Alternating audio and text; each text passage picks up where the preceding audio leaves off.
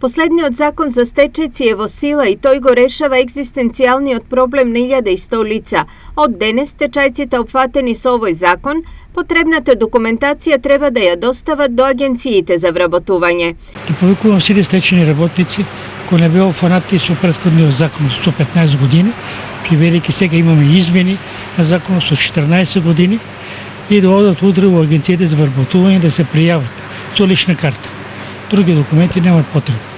Со неговото стапување во сила се огласи и од Министерството за труд и социјална политика. Со овој закон, материјално ќе се обезбедат лицата кои имале најмалку 14 години работен однос во предпријатијата со доминантна сопственост на државата, кои на денот на поднесување на барањето се на возраст од најмалку 52 години за жена и 55 години за маж, на кој работниот однос им престанал заклучно со 31 декември 2020 година, кои оствариле право на паричен надоместок по 1 јануари 1993 година и кои од 31 декември 2020 година до денот на влегување во сила на овој закон не биле во работен однос.